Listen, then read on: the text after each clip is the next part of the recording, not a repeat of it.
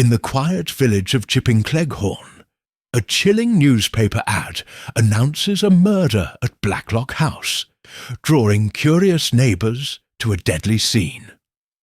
When a young man is shot and a maid is brutally killed, Miss Jane Marple, a sharp-eyed spinster, unravels a web of lies, greed, and hidden identities. With 2 deaths, a fake heiress, and a fortune at stake, Jane's clever trap reveals a shocking truth that leaves the village speechless. Will justice prevail in this twisted tale of deception? Chapter 1. The Strange Announcement. The little village of Chipping-Cleghorn was quiet as always. Its narrow streets wound past cosy cottages, a small church, and a shop that sold everything from bread to buttons. The morning sun peeked through, the autumn leaves casting golden patches on the cobblestones. People went about their day. Mrs. Lucas carried her shopping basket, Mr. Finch swept his porch, and children laughed on their way to school. Nothing ever happened in Chipping-Cleghorn until today. In every home the morning paper, the Chipping-Cleghorn Gazette, landed with a soft thud on doorsteps. Most folks skimmed it for local news, birthdays, bake sales, or the vicar's next sermon. But this morning, tucked between ads for wool and jam, was something odd. An announcement, a strange one. It read, "A murder will take place at Blacklock House on Friday, October 29th at 6:30 p.m. Friends, please accept this as the only notice." Mrs. Swettenham, sipping her tea, nearly dropped her cup. "A murder!" she gasped, reading it again. Her son, Edmund, a lanky boy with messy hair, grabbed the paper. "It's a joke, Mum. Someone's pulling our leg." But his eyes sparkled with curiosity. Across the village, others felt the same. A joke, a game, or something else? By noon, the news had spread like wildfire. Everyone was talking about Blacklock House and its owner, Miss Letitia Blacklock. Miss Blacklock was a tall, neat woman with greying hair and sharp eyes. She lived in a big house at the edge of the village, with roses climbing its walls and a creaky gate. She wasn't the type for jokes. She kept to herself, though she was kind enough, always nodding hello at the shop or church. With her lived 2 cousins, Patrick and Julia, both young and lively, plus a few others, a cook, a maid, and an old friend, Dora Bunner, who was sweet but scatterbrained. Why would anyone put such a strange notice about her house? By afternoon, the village buzzed with guesses. Some thought it was a prank by kids. Others wondered if Miss Blacklock was hosting a party, maybe a play. "Like those murder mystery games," said Mrs. Lucas, who loved reading detective stories. "You know, where someone pretends to die, and you guess who did it." Her friend, Miss Murgatroyd, wasn't so sure. "It doesn't feel right," she said, frowning. "Why not just send invitations?" At Blacklock House, Miss Blacklock herself was puzzled. She stood in her sitting room, holding the newspaper, her lips pressed tight. "I didn't write this," she told Dora, who fluttered about like a nervous bird. "Oh, Letty, it's dreadful!" Dora cried. "Who would do such a thing?" Patrick, sprawled on a sofa, grinned. "It's probably nothing, Aunt Letty. Someone's idea of fun." Julia, filing her nails, nodded. "Bet it's a silly stunt." But Miss Blacklock's eyes narrowed. She didn't like surprises word. Reached Miss Jane Marple, who was staying with her nephew's wife in a nearby village. Miss Marple was a tiny old lady with white hair and a gentle smile. She looked like she'd knit all day and never bother anyone. But her mind was sharp as a needle. She noticed things, small things, like how someone tied their scarf or avoided a question. Those little clues told her big stories about people. When her nephew's wife mentioned the strange notice, Miss Marple's eyes twinkled. "How curious," she said softly. "I think I'll visit Chipping Cleghorn." By Friday, the village was alive with excitement. Nobody could resist. At 6 p.m., people started walking toward Blacklock House. Mrs. Swettenham dragged Edmund along. Miss Murgatroyd came with her friend, Miss Hinchcliffe, a tough woman who raised pigs.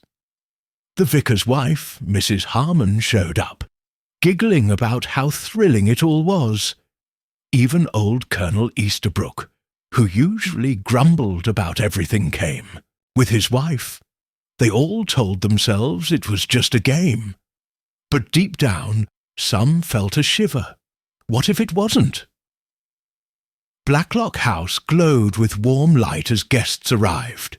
The sitting room was cosy, with a crackling fire, soft chairs, and a table set with tea and biscuits.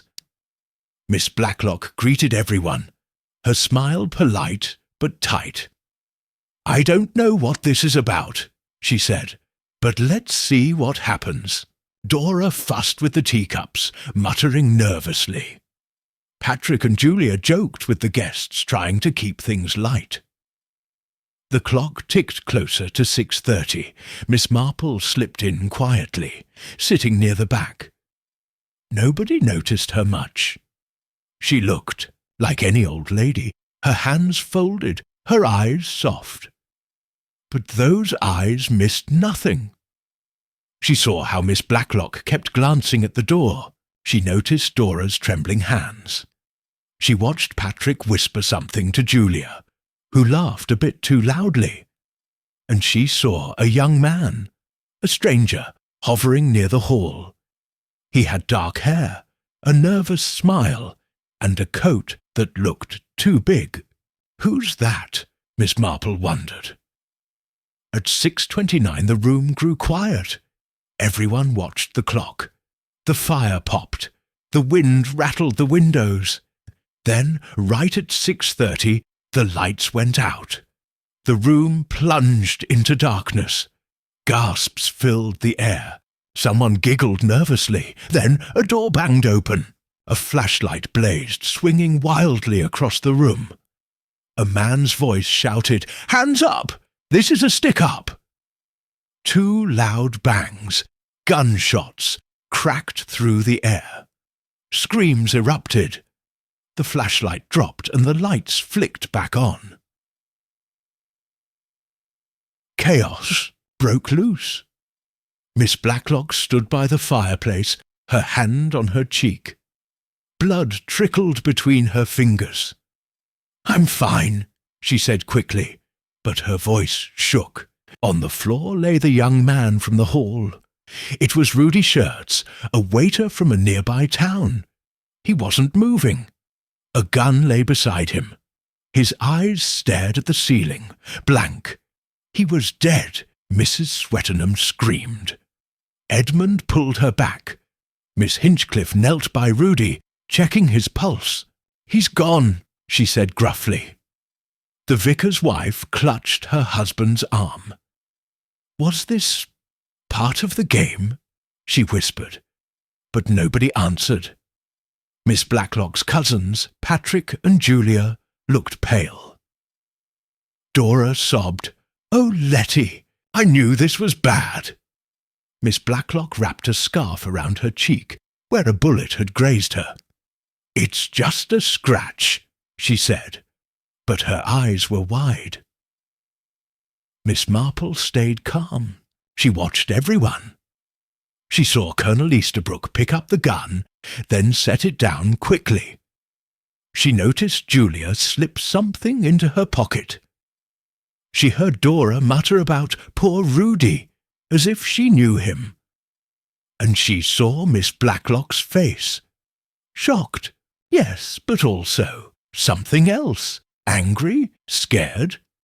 Miss Marple couldn't tell yet. The police were called. Inspector Craddock arrived, a tall man with a serious face. He asked questions, took notes, and looked at the gun. "Looks like Rudy fired it," he said. "But why? And why here?"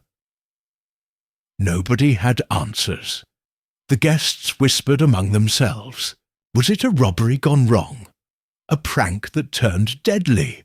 Or was it really a murder? Miss Marple sipped her tea, her mind racing. She thought about the notice in the paper. She thought about Rudy's nervous smile. She thought about Miss Blacklock's quick glance at the door before the lights went out.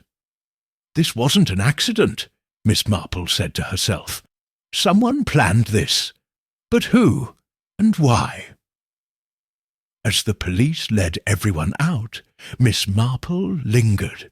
She looked at the sitting room, the teacups, the chairs, the bullet mark on the wall. She saw a tiny thread caught on a table leg, bright red like part of a scarf. She tucked it into her purse. Little things matter, she thought. The village was buzzing again, but now with fear. Nobody knew what would happen next, but Miss Marple did. She'd find out. Chapter 2. The Unexpected Death. The air in Chipping Cleghorn buzzed with whispers as the sun sank low, casting long shadows over Blacklock House. The strange announcement in the Chipping Cleghorn Gazette, a murder set to happen at 6:30 p.m, had pulled everyone to Miss Letitia Blacklock's home like moths to a flame. The big stone house, with its ivy-covered walls and tall windows, stood quiet on the outside, but inside it hummed with nervous chatter. Neighbours, curious and a bit excited, filled the drawing-room, sipping tea and glancing at the clock. Was it a game? A prank? Nobody knew, but they couldn't stay away. Miss Jane Marple sat in a corner, her knitting needles clicking softly. Her sharp eyes, hidden behind a gentle smile, darted from face to face.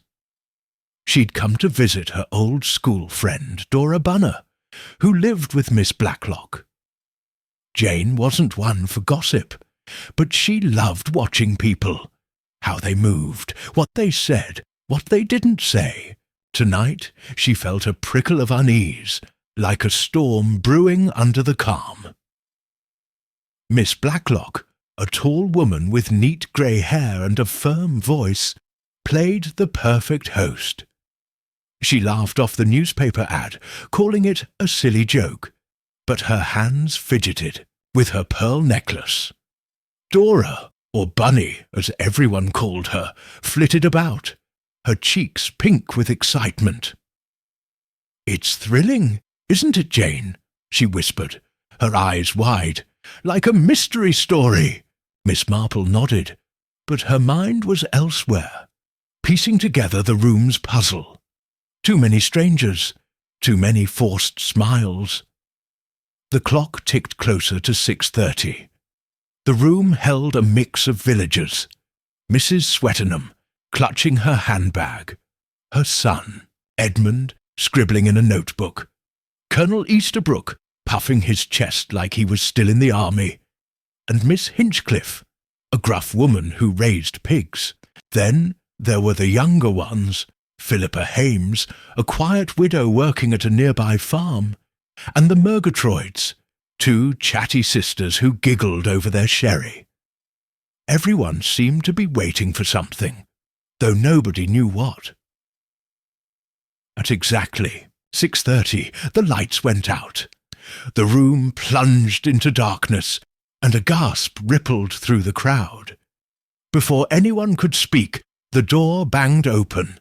A flashlight beam cut through the black, blinding everyone. A man's voice, rough and strange, shouted, "Stick 'em up!" Two loud cracks split the air. Gunshots. Women screamed, chairs scraped, and something heavy thudded to the floor. Miss Marple's heart raced, but she stayed still, her hands tight on her knitting. The lights flickered back on. Chaos erupted. Miss Blacklock stood by the fireplace, her hand pressed to her ear, blood trickling between her fingers. "It's nothing, just a graze," she said, her voice shaky but firm. But all eyes turned to the floor, where a young man lay still, a pistol beside him. His face was pale, his eyes wide open, staring at nothing. It was Rudy Scherz, the desk clerk from the Spa Hotel in Meddenham Wells. He was dead. Mrs. Swettenham shrieked, clutching Edmund. Colonel Easterbrook barked, "Someone call the police!" Dora Bunner swayed, looking like she might faint, until Miss Marple gently guided her to a chair. "Breathe, Bunny," she whispered, her voice calm but her mind racing. A man was dead, a gun was fired, and Miss Blacklock was hurt. This was no game. Constable Craddock arrived within the hour, his notebook out and his face grim. He was young but sharp, asking questions that cut through the nervous babble. Who saw the man come in? Did anyone recognize his voice? Nobody had clear answers. The flashlight had dazzled them, and the darkness hid the rest. Craddock knelt by Rudy's body, noting the pistol. "A foreign make," he said, "and the 2 bullet marks on the wall near Miss Blacklock. Looks like he fired at her, missed, then turned the gun on himself," he muttered, but his frown said he wasn't sure. Miss Marple watched quietly as Craddock questioned Miss Blacklock. "Did you know this man, Miss Blacklock?" he asked. She shook her head, her face pale. "Only from the hotel. He checked me in once or twice. Seemed polite enough." Her voice was steady, but her eyes flicked to the side just for a second. Miss Marple noticed. "She's hiding something," Jane thought, her fingers pausing on her knitting. Dora Bunner, still shaky, piped up. "It's awful, isn't it? He must have been mad, bursting in like that, shooting." Her words tumbled out, too fast, too loud. Miss Marple patted her hand, but kept watching the room. Philippa Hames stood alone, her face blank, but her hands clenched. Edmund Swettenham scribbled furiously, muttering about, "A real crime for my novel." Miss Hinchcliffe snorted, "Bloody fool, armed a man shooting himself like that." Her bluntness made Mrs. Swettenham gasp, but Miss Marple liked her honesty. People show their true selves in a crisis, she thought. Craddock turned to the crowd. Did anyone know this Rudy Scherz well? Heads shook, but Miss Marple caught a nervous glance between the Murgatroyd sisters. They said nothing, but their silence felt heavy.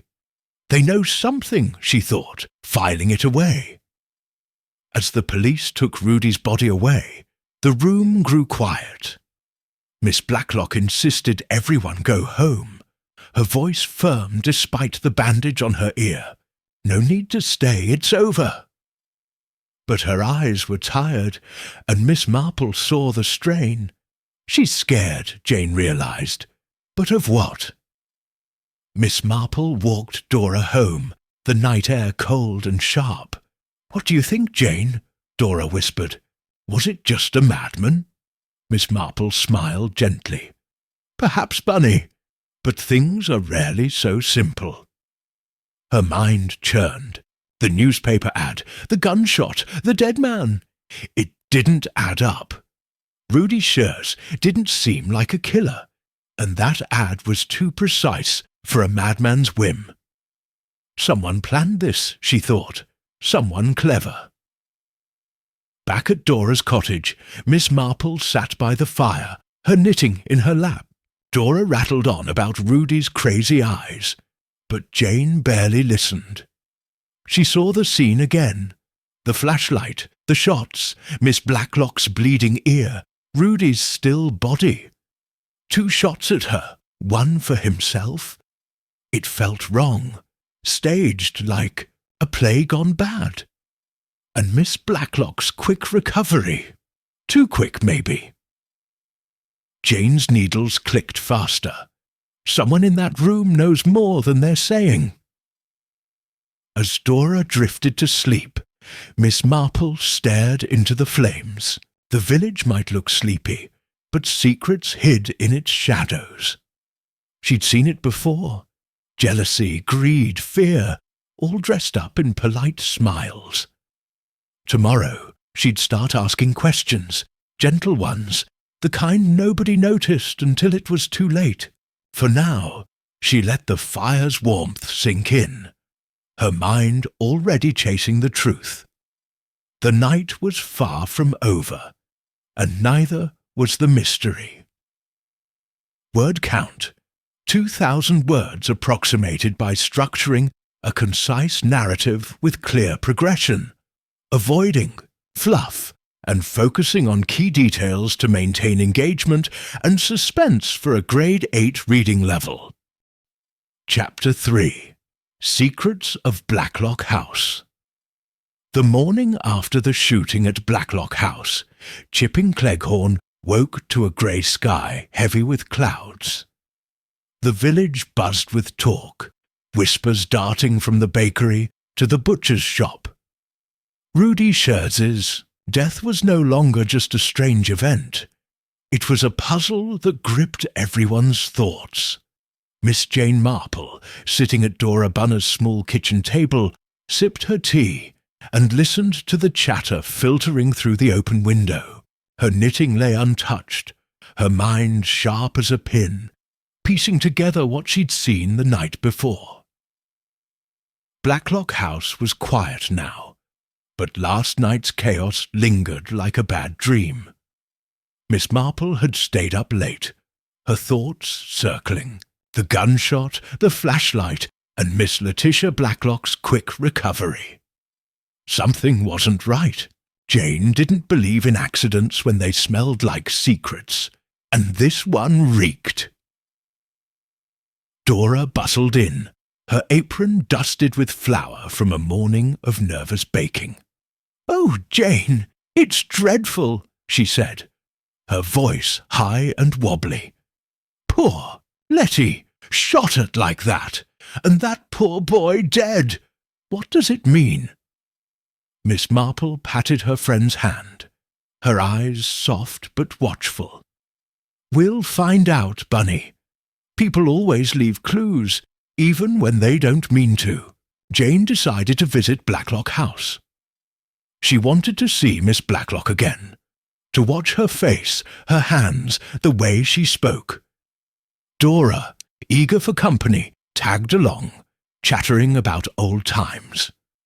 The walk was short, down a lane lined with apple trees, their leaves turning red in the autumn chill. Blacklock House loomed ahead, its stone walls solid, but its windows dark, like eyes hiding something. Miss Blacklock greeted them at the door, her grey hair neat as always, a small bandage on her ear. "Jane, Dora, how kind of you to come," she said, her smile polite but tight. She led them to the drawing-room, where the bullet holes still marked the wall. A maid, Hannah, brought tea, her hands shaky as she set down the tray. Jane noticed. Nervous, she thought. But why? The room felt different in daylight, less like a stage for a crime and more like a home. Photos lined the mantel. Miss Blacklock with a man in a suit, maybe her brother, and one of Dora in a frilly dress from years ago. A cat, sleek and black, curled up by the fire. Jane took it all in, her eyes missing nothing. "How are you feeling?" Letty?" she asked, her voice gentle. "Oh, fine, fine," Miss Blacklock said, waving a hand. "Just a scratch. The police are handling it. That boy, Rudy, must have been out of his mind. Her words came too fast, like she'd practiced them." Dora nodded, but Jane's smile stayed calm, hiding her doubts. She's too quick to dismiss it, Jane thought. Dora launched into a story about the village fete, but Jane's ears pricked up when other voices joined them. Philippa Hames slipped in, her face pale and her eyes tired. She worked at a nearby farm and lived in the guest cottage. "I couldn't sleep," Philippa said softly, sitting by the window. "It was so sudden." Her fingers twisted at a handkerchief, and Jane saw the strain in her jaw. Then came Patrick and Julia Simmons, Miss Blacklock's young cousins, who lived with her. Patrick, tall and charming, grinned as he grabbed a biscuit. "Quite a show last night, eh? Like a bad detective film." Julia, his sister, rolled her eyes. "Don't be an idiot, Pat. Someone died." Her sharp tone made Patrick shrug, but Jane caught a flicker of worry in his eyes. "They're hiding something too," she thought. The room filled up as more arrived. Miss Hinchcliffe, the pig farmer, stomped in, her boots muddy. "Heard the police are sniffing around," she said gruffly. "Waste of time. That Schertz boy was trouble, probably owed money to someone." Her friend, Miss Murgatroyd, nodded but stayed quiet, her eyes darting to the bullet holes. Jane watched them closely. They know more than they're saying, she thought, remembering their nervous glance last night. Colonel Easterbrook and his wife Laura arrived next, the Colonel puffing out his chest as usual. "Shocking business," he boomed. "In my day, we'd have had that lad sorted before he pulled a trigger." Laura hushed him, her smile nervous. Edmund Swettenham, the writer, slipped in last, his notebook already open. "This'll make a cracking story," he muttered, scribbling. Jane's lips twitched. Everyone's playing a part, she thought. As tea was poured, Jane steered the talk to Rudy Schertz. "Did anyone know him well?" she asked, her voice mild, like she was asking about the weather. Silence fell. Miss Blacklock stirred her tea too long. Patrick coughed and looked at Julia, who stared at her shoes. Philippa's handkerchief twisted tighter. Finally, Miss Hinchcliffe snorted. "And saw him at the hotel once. Cocky sort, always smiling. Not the type to shoot himself, if you ask me." Jane nodded, her mind filing away every word, every pause. She noticed Hannah, the maid, hovering by the door, listening. When Jane caught her eye, Hannah scurried off. Another piece of the puzzle, Jane thought. She turned to Miss Blacklock.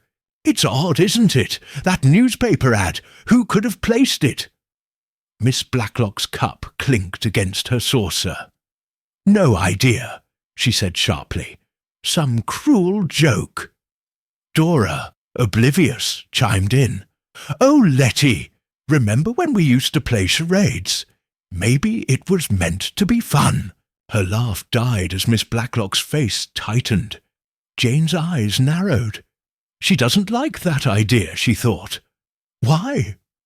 The talk drifted to village gossip, but Jane kept watching. Patrick teased Julia about a boyfriend, and she snapped back, her cheeks red. Philippa stared out the window, lost in thought. Miss Hinchcliffe grumbled about her pigs, but her eyes kept flicking to Miss Murgatroyd, who fidgeted with her scarf. The Colonel blustered about foreigners like Rudy, while Laura shushed him again. Edmund scribbled, muttering about motives. Every word, every look was a clue to Jane. As they left, Jane walked slowly, letting Dora chatter. Her mind was busy. The bullet holes, the ad, Rudy's death. It was a web, and Miss Blacklock was at the centre. But why? Was she the target, or was she hiding something bigger? Jane thought of the photos on the mantel, the nervous maid, the cousin's quick glances. Secrets, she thought. This house is full of them. Back at Dora's cottage, Jane picked up her knitting, her needles clicking steadily. "What a strange bunch," Dora said, yawning. "Do you think it's over, Jane?" Miss Marple smiled, her eyes sharp. "Oh, Bunny, it's only just begun." She saw the threads of the mystery, greed, fear, maybe even love, tangled together. Someone in Blacklock House knew the truth, and Jane would find it, one quiet question at a time. The clouds outside grew darker, promising rain. In Chipping Cleghorn, the real storm was just starting. Chapter 4. The Village Gossip. The rain came down in Chipping Cleghorn, a steady drizzle that turned the cobblestone streets slick and shiny. By mid-morning, the village was alive with talk about the shooting at Blacklock House. In the bakery, the post office, and the cosy tea shop, people leaned close, their voices low but eager. A man was dead, Miss Blacklock was hurt, and nobody could stop wondering why. Miss Jane Marple, bundled in a wool shawl, walked through the wet streets with Dora Bunner, her umbrella tilted against the rain.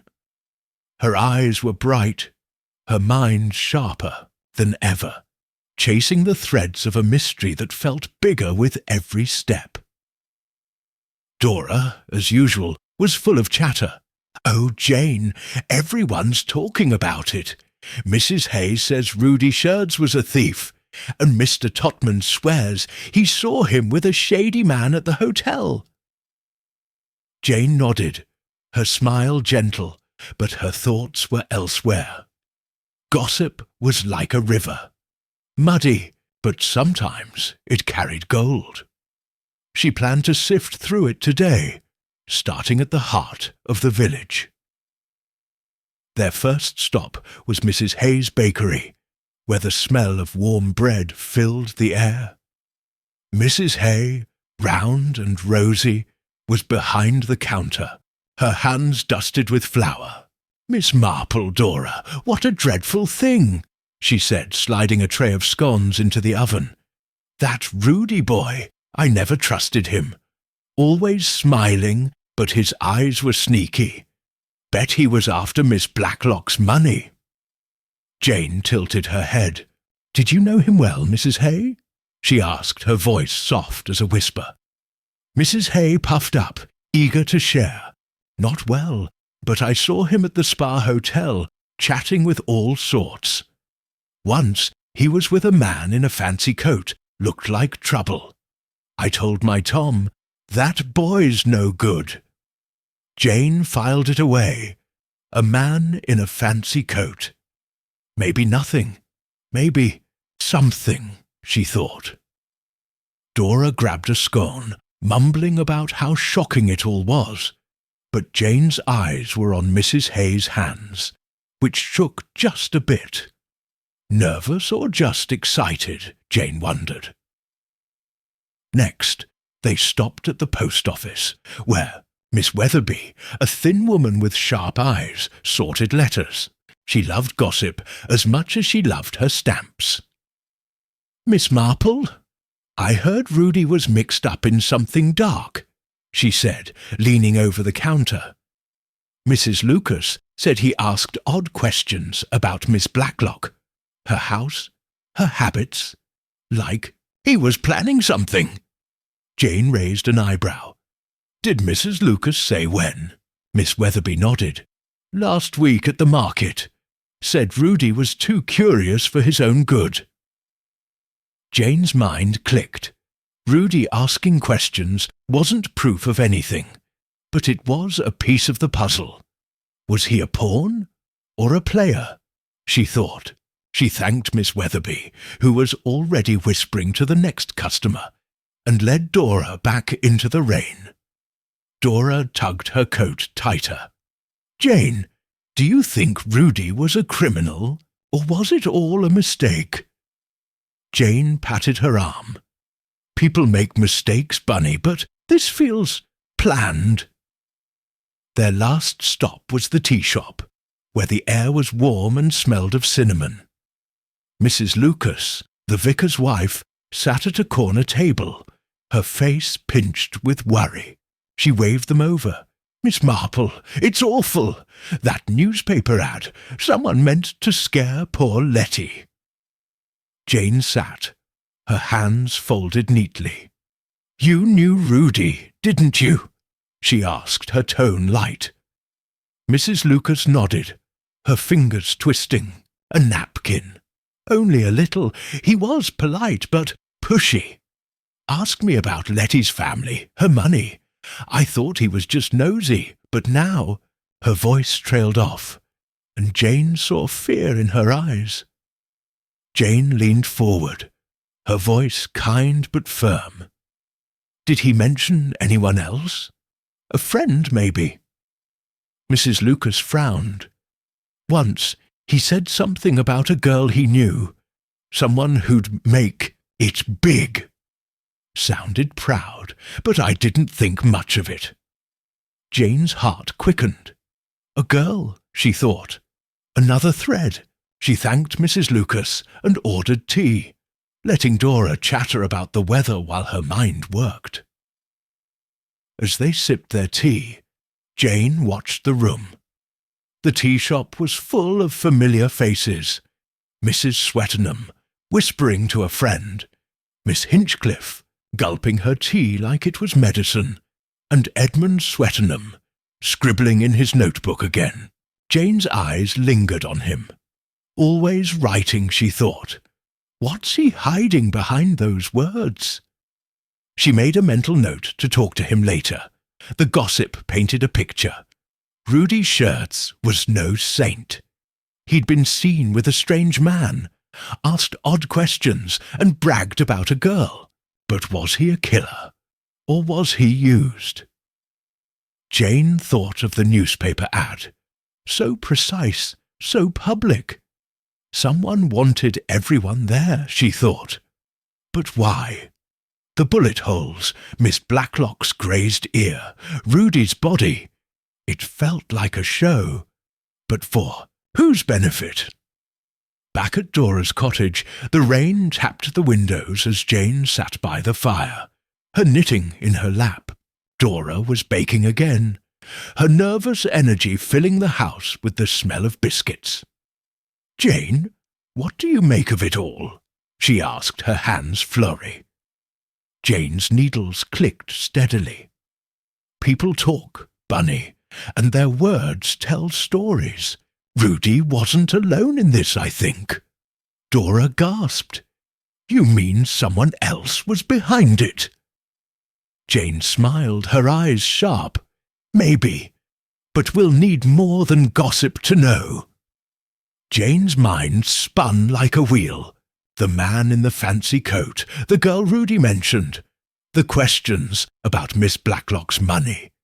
It all pointed to a plan, one that went wrong. Or did it? She thought of Miss Blacklock's quick recovery, her tight smile. She knows something, Jane thought, and so does someone else in that house. The village gossip was a start, but Jane needed to dig deeper, into Blacklock House, into the people who lived there, into the secrets they hid behind their polite smiles. As the fire crackled, Jane's needles moved faster. The mystery was growing, and she was ready to unravel it, one quiet clue at a time. Chapter 5. The Second Crime. The rain had stopped in Chipping Cleghorn, but the air felt heavy, like the village was holding its breath. 2 days after Rudy Schertz's death at Blacklock House, the shock lingered like a stubborn fog. People whispered, in the market, their eyes darting to Miss Blacklock's stone mansion on the hill. Miss Jane Marple, sitting in Dora Bunner's cosy parlour, knitted a soft grey scarf, her needles clicking in rhythm with her thoughts. The gossip she'd gathered yesterday, Rudy's questions, the man in the fancy coat, the mysterious girl, swirled in her mind. This wasn't just a madman's act. Someone had pulled strings, and Jane was determined to find who. Dora bustled in, her cheeks pink from a morning of tidying. "Jane, the village is still buzzing. Mrs. Hay says Rudy was in debt, and Mr. Totman swears he saw him arguing with someone last week." Jane nodded, her eyes gentle but sharp. "People love to talk, Bunny. Sometimes they say more than they mean to." She'd planned to visit Blacklock House again, to watch, to listen, to catch the slip of a tongue or a nervous glance. But before she could leave, a scream cut through the quiet morning. It came from the direction of Blacklock House. Jane set her knitting down, her heart quickening. "Bunny, stay here," she said, grabbing her shawl. Dora's eyes widened. "Jane, what's happened?" But Jane was already out the door, her small frame moving fast down the wet lane. At Blacklock House, a small crowd had gathered by the garden gate. Constable Craddock was there, his face grim, his notebook out. Jane slipped through, her eyes scanning the scene. On the lawn, near a row of rose bushes, lay a body, a woman, her face pale, her eyes closed. It was Hannah, the maid who'd served tea 2 days ago, her apron stained with dirt and something darker, blood. A garden spade lay nearby, its edge glinting red. Miss Blacklock stood by the house, her hands clasped tight, her face white as chalk. "I found her this morning," she said, her voice low. "She didn't come for breakfast, so I looked in the garden." Her words trailed off, and Jane saw her fingers tremble. She's scared, Jane thought, but is it grief or something else? Craddock knelt by Hannah's body, his jaw tight. "Looks like she was hit with the spade," he said. "Hard too. She didn't stand a chance." He glanced at the crowd. Patrick and Julia Simmons, Philippa Hames, Miss Hinchcliffe, and Miss Murgatroyd, all pale and silent. Edmund Swettenham hovered at the edge, scribbling in his notebook. Jane's eyes narrowed. "He's always there writing," she thought. "What does he see?" The village doctor, Dr. Barnes, arrived, his bag in hand. He checked Hannah's pulse, then shook his head. "Dead an hour, maybe 2, he said. "Blow to the head. She was strong, but not strong enough."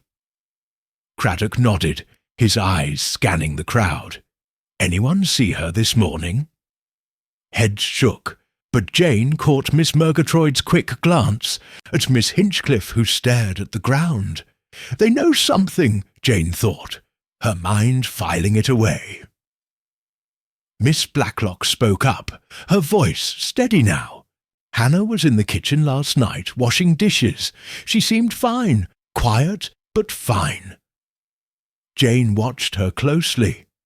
Too calm, she thought. A maid's dead, and she's already composed. Patrick Simmons, the charming cousin, shrugged. "Hannah was jumpy lately. Kept dropping things. Maybe she saw something the night Rudy died." His sister Julia elbowed him. "Don't talk nonsense, Pat." But her voice was sharp, and Jane saw her hands clench. Philippa Hames, the quiet widow, stood apart, her face blank but her eyes red. Hannah was kind, she whispered. She didn't deserve this. Jane nodded, her mind turning. Philippa's hiding pain, she thought. Is it just grief? Miss Hinchcliffe snorted. This is no coincidence. 2 deaths in 2 days. Someone's cleaning house. Her blunt words made Miss Blacklock flinch, and Jane's heart quickened. She's right, Jane thought. This is connected. Craddock turned to Miss Blacklock. Did Hannah say anything odd lately? Anything about Rudy or that night? Miss Blacklock shook her head. Nothing. She was just nervous. Her eyes flicked to the house, and Jane followed her gaze. A curtain twitched in an upstairs window. Someone's watching, Jane thought. As the police cordoned off the garden, Jane slipped closer to the crowd, listening. Mrs. Swettenham, who'd arrived with her son Edmund, whispered to Laura Easterbrook. Hannah knew something, I bet. Servants always do. Laura nodded, her face nervous. Colonel Easterbrook, puffing his chest, muttered, Bloody mess! Someone's targeting this house. Jane's ears pricked up. Targeting, she thought. That's the word. She approached Craddock, her voice soft. Constable, might I have a word? He nodded, stepping aside. Miss Marple, you've got a sharp eye. What do you see? Jane smiled, her tone humble.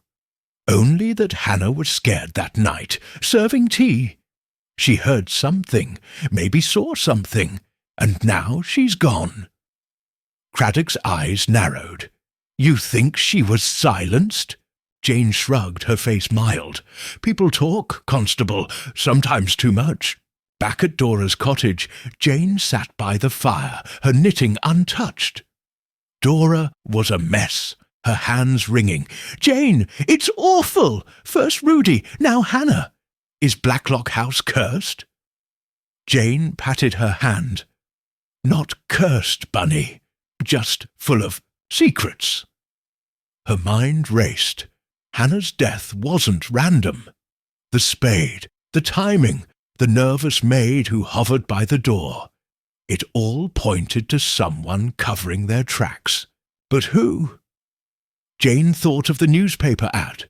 Rudy's gunshots, Miss Blacklock's grazed ear. Now Hannah, dead in the garden. 2 crimes, 1 plan, she thought. She saw the faces at Blacklock House. Patrick's quick grin, Julia's sharp eyes, Philippa's quiet pain, Miss Hinchcliffe's blunt anger, Miss Murgatroyd's nervous glances, and Miss Blacklock, always calm, always watching. Someone knows why Hannah died, Jane thought. And there in that house. The fire crackled as Jane's needles started clicking again. The village might whisper, but the truth was closer, hidden in plain sight. She'd keep watching, asking her gentle questions until the puzzle came clear. For now, Chipping Cleghorn held its breath, and Jane Marple held the threads. Chapter 6. Unravelling the Motive. The air in Chipping Cleghorn felt thick with secrets, as if the village itself was whispering clues.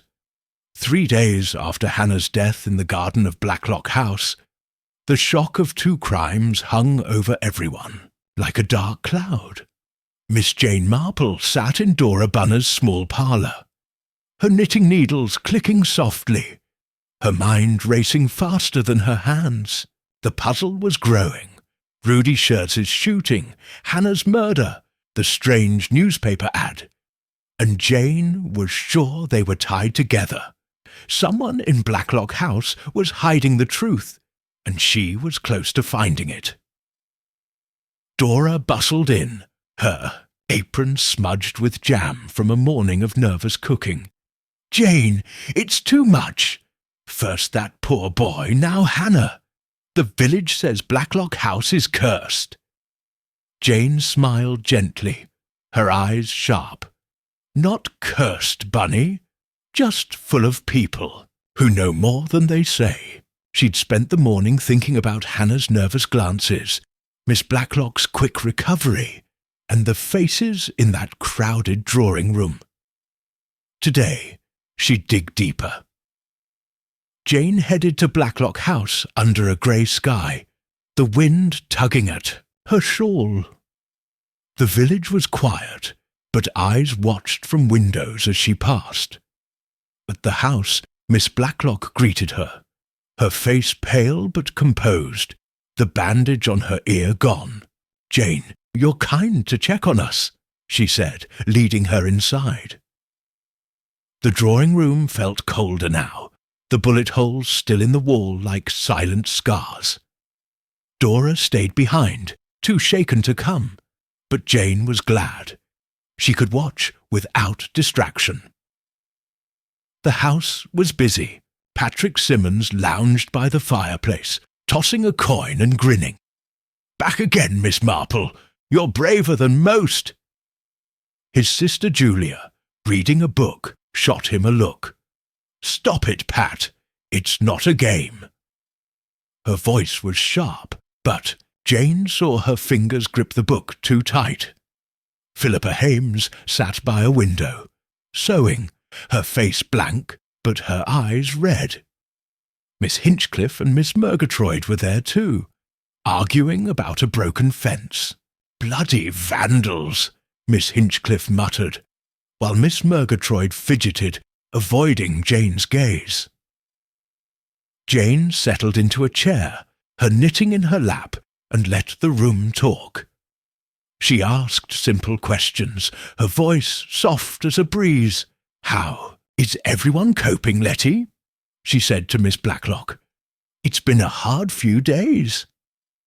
Miss Blacklock sighed, her hands smoothing her skirt. "We're managing. Hannah's death was a shock, but life goes on." Her words were steady, but Jane caught a flicker in her eyes. Fear, maybe, or guilt. Jane turned to Philippa. "You knew Hannah well, didn't you?" Philippa's needle paused. "A little. She was kind, always humming while she worked." Her voice was soft, but her hands shook. "She's holding something back," Jane thought. Patrick chimed in, too loud. "Hannah was nosy, always eavesdropping. Bet she heard. Something she shouldn't have," Julia snapped. "Pat, enough!" Jane's eyes narrowed. "He's trying to distract," she thought. Miss Hinchcliffe snorted. "Hannah was scared, that's for sure. Kept looking over her shoulder after Rudy died." Miss Murgatroyd nodded, then stopped, her cheeks pink. Jane watched them closely. "They're hiding something too," she thought, remembering their nervous glances. As tea was served by a new maid, nervous and clumsy, Jane steered the talk to Rudy Scherz. "Did Hannah ever mention him?" she asked, her tone light. Miss Blacklock shook her head. "Not really. She said he was polite at the hotel, that's all." But Jane saw her fingers twist her pearl necklace, a tiny tell. "She's lying," Jane thought. She turned to the others. "Anyone else hear Hannah talk about Rudy?" Silence fell, heavy and thick. Patrick tossed his coin higher. Julia stared at her book. Philippa's needle moved faster. Miss Murgatroyd mumbled. She didn't say much, but her eyes darted to Miss Hinchcliffe. Jane's mind clicked like a lock turning. Hannah knew something, maybe about Rudy, maybe about the ad, and someone made sure she'd never tell. But who? Jane thought of the village gossip. Rudy's questions about Miss Blacklock's money, the man in the fancy coat, the girl he'd bragged about. Money, Jane thought. It's always about money or love. She needed more. Something solid. That afternoon, Jane visited the vicarage, where Mrs. Lucas kept old church records. "I'm tracing a friend's family tree," Jane said, her smile disarming. Mrs. Lucas, eager to help, pulled out dusty ledgers. Jane wasn't looking for a friend. She was looking for Miss Blacklock's past. As Mrs. Lucas chattered, Jane scanned pages of births, marriages, deaths. Then she saw it. A name, a date, a connection to Miss Blacklock's family. A sister, long gone, tied to an inheritance. Money, Jane thought again. And secrets.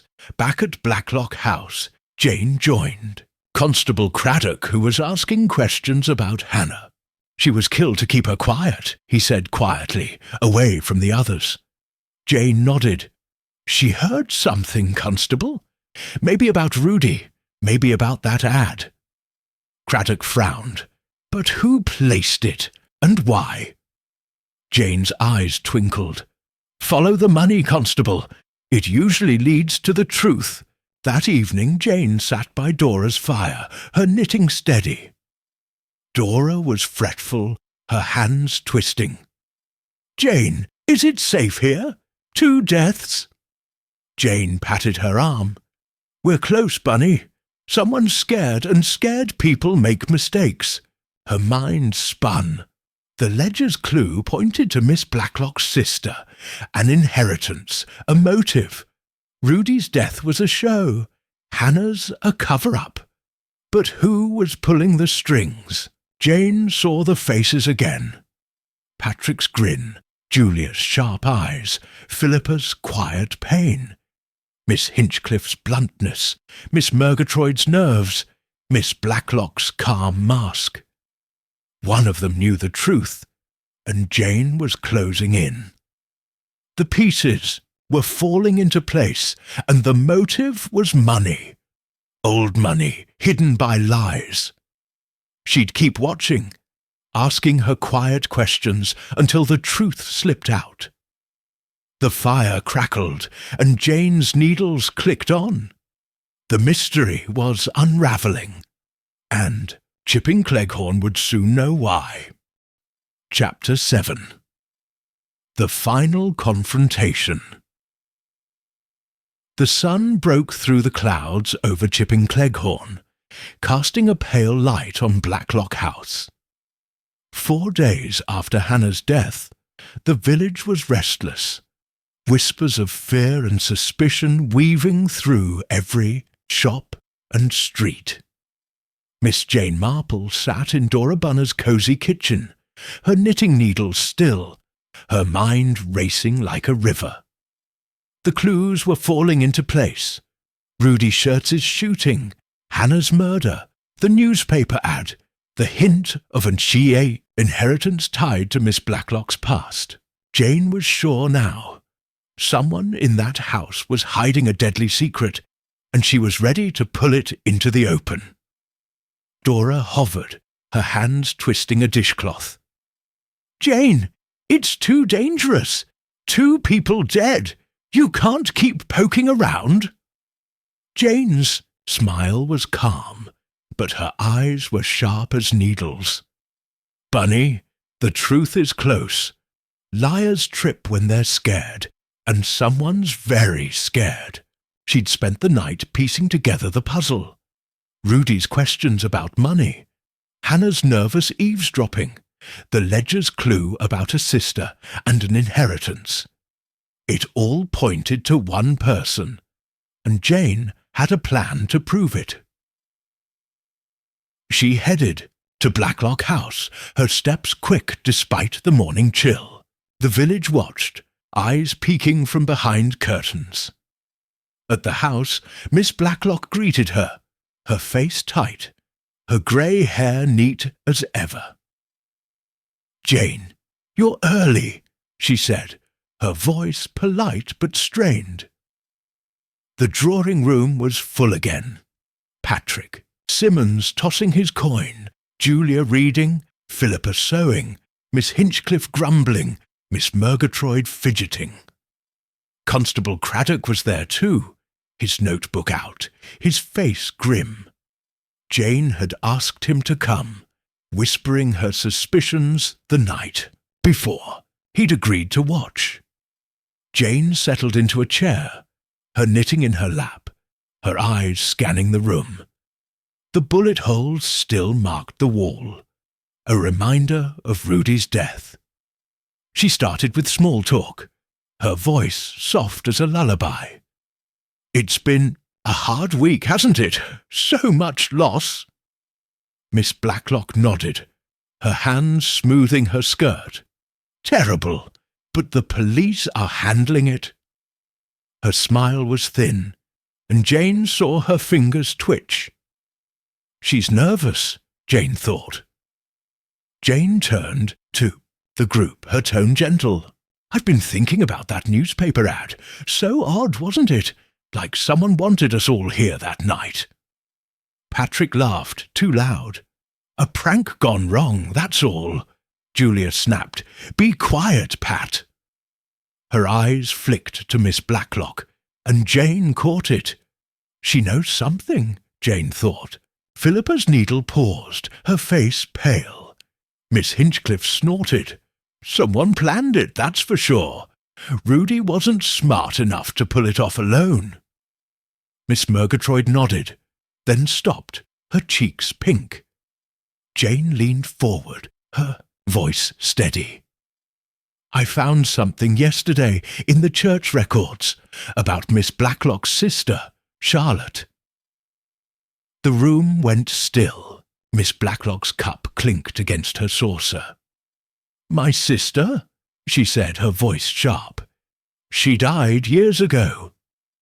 Jane nodded, her eyes kind but piercing.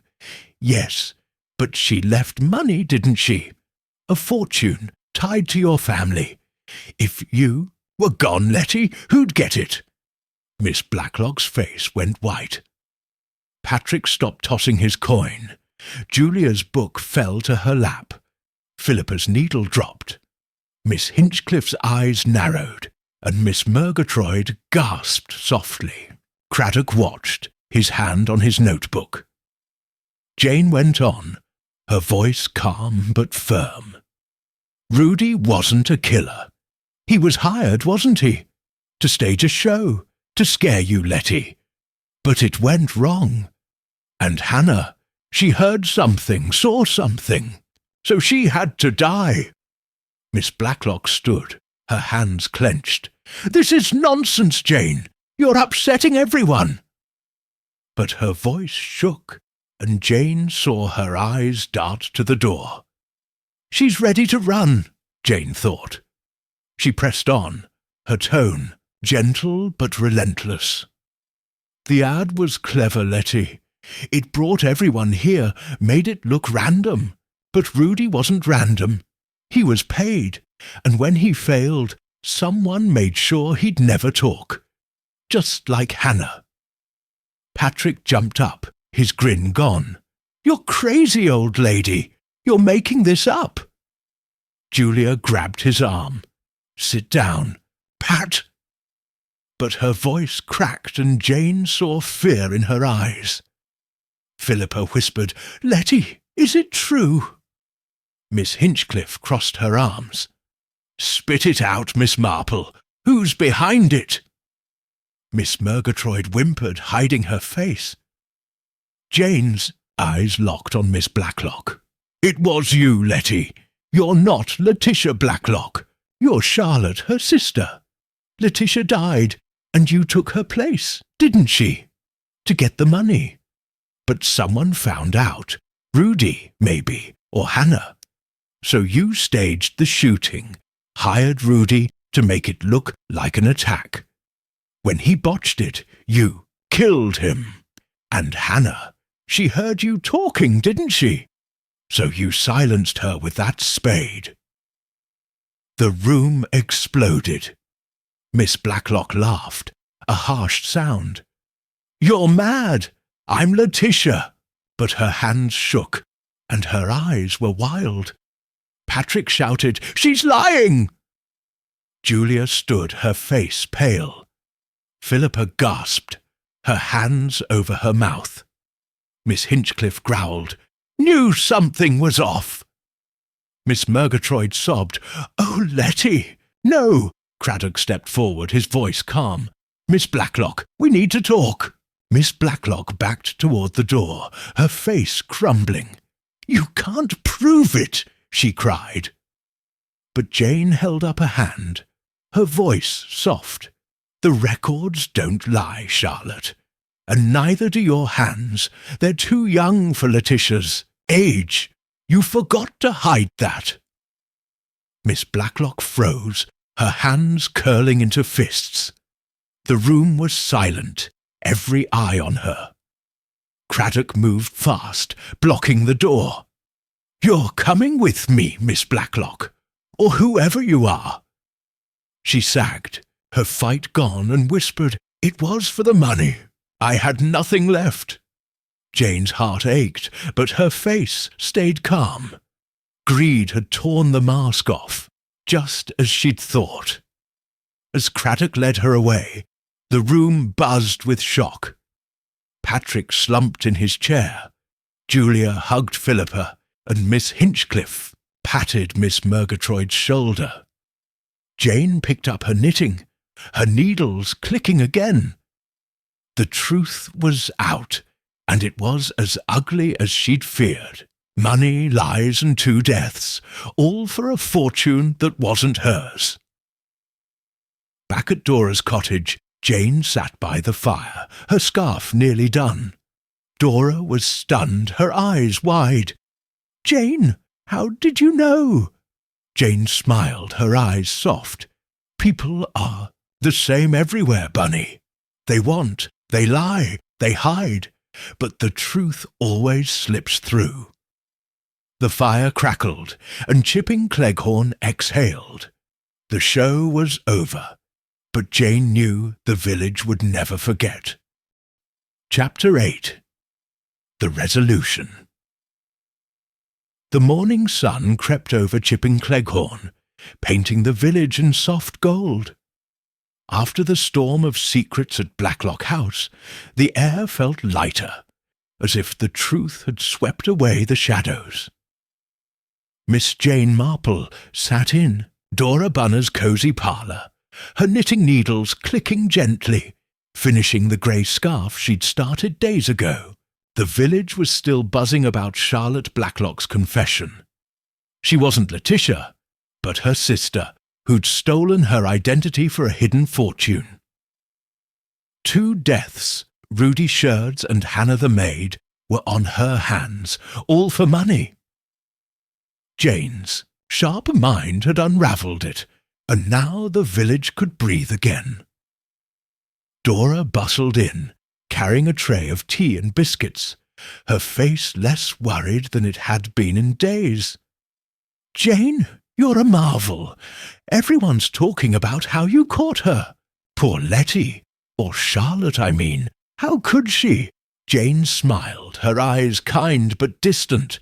"Greed makes people do terrible things, Bunny, but it always leaves a trail." She sipped her tea, her thoughts on the faces she'd watched, the clues she'd pieced together. The day before, after Constable Craddock took Charlotte away, Blacklock House had been a whirlwind of shock. Patrick Simmons had slumped, muttering about how he'd suspected something was off. Julia, his sister, had hugged Philippa Hames, who cried quietly, shaken by the truth. Miss Hinchcliffe had nodded, grimly saying, "Told you she was hiding something." Miss Murgatroyd, still teary, had clung to her friend. The village had gathered outside, whispering as the police car drove off. Jane had slipped away, her work done, but her heart heavy. Truth heals, she thought, but it hurts first. Now, in Dora's parlour, Jane thought back to the clues that led her there. The newspaper ad, so precise, pulling everyone to the house. Rudy's staged shooting meant to scare, not kill. Hannah's nervous glances silenced by a spade. The church ledger revealing Charlotte's lie about her sister. And Charlotte's hands, too young for Letitia's age, a tiny slip that gave her away. Jane's needles clicked faster. People think they can hide, she thought. But they always leave something behind. Dora sat down, her eyes wide. "Jane, how did you know it was Charlotte? I thought she was Letty." Jane set her knitting down, her voice soft. "Little things, Bunny." The way she moved, the way she spoke about her past. Too careful, too perfect, and Hannah. She heard something. Maybe Charlotte talking to Rudy about the plan. That's why she had to die. Dora shivered. It's awful. Poor Hannah. And Rudy? Was he really just a pawn? Jane nodded. He was hired, Bunny. Paid to play a part, then killed when he became a risk. The village was settling now. Jane had heard from Mrs. Hay at the bakery that morning. Charlotte had confessed everything to Craddock. She'd taken Letitia's place years ago, after her sister died, to claim an inheritance that wasn't hers. Rudy, a small-time crook, was hired to stage the shooting, to make it look like someone was after her, hiding her own scheme. But he panicked, fired wildly, and grazed her ear. Furious, Charlotte shot him, making it look like suicide. Hannah overheard her planning, maybe even saw the gun, so Charlotte killed her too, with the garden spade. Greed and fear, Jane thought. They always betray. Jane visited Blacklock House one last time to say goodbye. The drawing room felt different now. The bullet holes patched, the air less heavy. Philippa was there, packing her things, her face still pale but calmer. "Thank you, Miss Marple," she said softly. "I was so scared, but you made it right." Jane patted her hand. "You're strong, Philippa. You'll be fine." Patrick and Julia were leaving too, their bags by the door. Patrick grinned, less cocky now. "You're one sharp lady, Miss Marple." Julia nodded, her eyes softer. "We owe you." Miss Hinchcliffe and Miss Murgatroyd stopped by, bringing eggs from their farm. "Good work, Miss Marple," Hinchcliffe said gruffly. "Knew you'd get to the bottom of it." Miss Murgatroyd smiled shyly. "I'm just glad it's over." Jane smiled back, but her mind lingered on their nervous glances days ago. They suspected, she thought, but they didn't know enough to act. As Jane walked back to Dora's cottage, the village felt alive again. Children played in the street, Mrs. Lucas waved from the vicarage, and Mr. Totman handed out papers at the newsstand. The Chipping Cleghorn Gazette had a new headline: "Local woman arrested in double murder." Jane didn't need to read it. She'd lived it, she thought, of Charlotte alone now, her lies undone. She wanted everything, Jane thought, and lost it all. That evening Jane sat by Dora's fire, her scarf finished, folded neatly in her lap. Dora was quiet for once, sipping tea. "Jane, will things be normal now?" she asked. Jane's eyes twinkled. "As normal as villages get, Bunny.